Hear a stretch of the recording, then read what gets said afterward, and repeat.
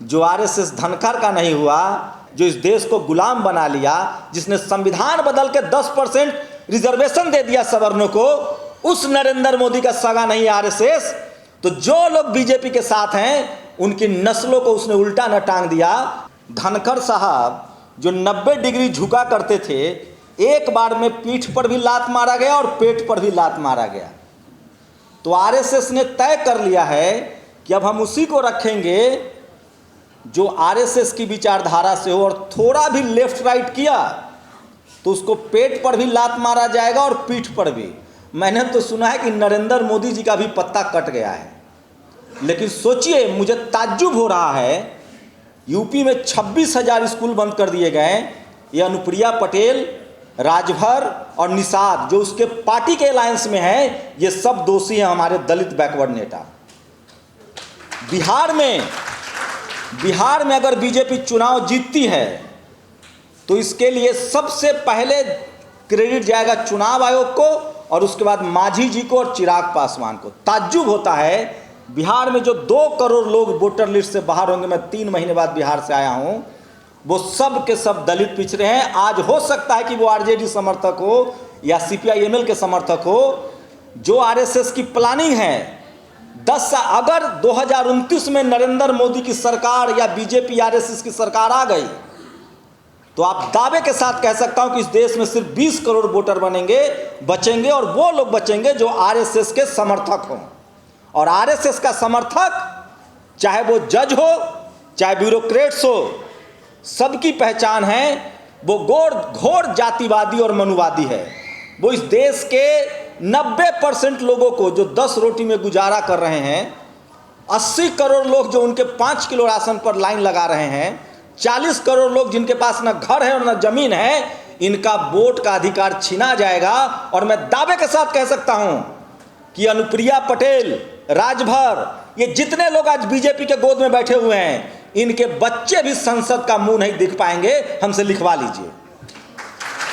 और आज अब ऐसा वक्त आ गया है कि अब जो वक्त आ गया, अगर एक बार आरएसएस को और मौका मिल गया और बिहार चुनाव में अगर वो जीत गई, तो मैं गारंटी के साथ कह रहा हूं कि आने वाला न तो वो कोई चुनाव हारेगा, और 2029 के बाद इस देश के जो दलित, पिछड़े, किसान, आदिवासी, खासकर जो पढ़ा लिखा है, वो न सब्जी बेचने लगा, न ठेला चलाने लगा, न वो नौकरी छोड़ के पता नहीं क्या करवाएगा। ये लोग, ये जातिवादी, मनुवादी, हो सकता है कि हम लोग को दिन में इनकाउंटर कराना शुरू करा दे, और ऐसे मीटिंगें नहीं होंगी। ये इतना बड़ा खतरा है। हमें ज़रूरत है कि जो लोग, शुक्रिया, मैं सही कह रहा हूँ दीपांकर जी, आपने जिन लोगों को टिकट दिया, आपके जो विधायक हैं बिहार में शोषित वंचित समाज के, वो किस तरह से आइडियोलॉजिकली शानदार भाषण करते हैं, शानदार विचार हैं उनके। ऐसे नेता आप देश भर में बनाइए। और बहुजन समाज के लोग की जिम्मेदारी है कि जो सत्ता से सवाल पूछे, जो पिछले 10-15 साल से सड़कों की खाक छान रहा हो, चाहे वो रतन लाल हो, चाहे सोचिए कैद साहब, शायद वो मुझसे वाकिफ ना हो, जो वो चीफ जस्टिस होते हुए जिस तरह से उन्होंने कहा कि बाबा साहब की मूर्ति लगेगी, वो आज राष्ट्रीय मुद्दा है। आपका बहुत बहुत शुक्रिया कि आपने रीढ़ की ताकत दिखाई। और लास्ट बात, जो लोग इस गुमान में बैठे हैं कि हम दलित हैं, पिछड़े हैं, आदिवासी हैं, किसान हैं, अल्पसंख्यक हैं और मलाई खा रहे हैं, मैं दावे के साथ कह रहा हूं कि जिस दिन आरएसएस को मौका मिल गया, जो आरएसएस धनकर का नहीं हुआ, जो इस देश को गुलाम बना लिया, जिसने संविधान बदल के 10% रिजर्वेशन दे दिया सवर्णों को, उस नरेंद्र मोदी का सगा नहीं आरएसएस। तो जो लोग बीजेपी के साथ हैं उनकी नस्लों को उसने उल्टा न टांग दिया। तो आप लोग हमारे नाम पर, मतलब क्या बोलूं मैं नहीं बोलना चाहता हूं। और सबसे बड़ी बात, मुझे फख्र हो रहा है कि मैंने सोशल मीडिया बनाया, 10 साल से इन गुंडों से लड़ रहा हूं, इनकम टैक्स और ईडी की जांच झेल रहा हूं, और मुझे फख्र है। बाबा साहब की एक लाइन थी कि जिंदगी छोटी नहीं, शानदार होनी चाहिए, लंबी नहीं। जिस दिन बहुजन समाज के लोग, खासकर जो पढ़ा लिखा बहुजन समाज है, जब तक वो सड़कों पर नहीं निकलेगा, पहले हमारा कत्ल होगा। और उसका तरीका होगा कि हमें पहले सड़कों पर भेज दिया जाएगा कि लाचार और बेबस, और उसके बाद वोट छीन लिया जाएगा। और वोट छीनते ही आप कल्पना कीजिए, कोई मायावती, कोई अखिलेश यादव, कोई लालू यादव, कभी चुनाव आयोग से दोस्ती थी सरकार की? जब से नरेंद्र मोदी की सरकार आई है, चुनाव आयोग और सरकार में कोई अंतर ही नहीं लग रहा है। और एक पत्रकार के तौर पे कह रहा हूं, हम लोग को अब खुलकर बोलना चाहिए और जाइए गांव में, और कम से कम सब लोग यहां जो बैठे हैं जाके बिहार बचाइए। लिटमस टेस्ट है उनका, अंतिम ओपन बैटल ग्राउंड है। बिहार अगर वो जीत गए, जो अभेद किला है आरएसएस का, तो देश में वो कब्जा कर लेंगे और इस देश के 90% लोग लाचार, बेबस मजदूर, और उसके बाद वोट का अधिकार भी चला जाएगा, संविधान भी नहीं बचेगा। कि जो बिहार में मैंने स्थिति देखी है 2024 में 240 पर सिमटने के बाद बीजेपी की जो रणनीति है, अब वो कोई चुनाव नहीं हारना चाहती है।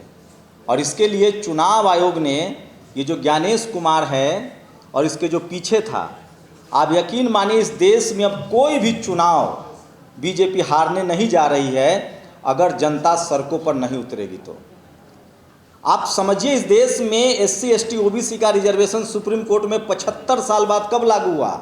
जब कोई दलित जज बना, उसके अंदर भी रीड होना चाहिए। और मैं इस मन से 2-3 चीज़ें कहना चाह रहा हूँ, सोचिए। और देश में रिजर्वेशन, ये बहुत सारे लोगों के दिमाग में बड़ी गड़बड़ रहती है। रिजर्वेशन से बहुत फुदकते हैं। क्यों फुदकते हैं? काटड़ू भी भैंस का दूध पीने से जब उसको हटाते हैं वो भी फुदकता, छोड़ता नहीं। जिनको चस्का लगा हुआ ना गैर कानूनी, गैर बराबरी बेनिफिट उठाने का, वो इसको छूटने नहीं देंगे।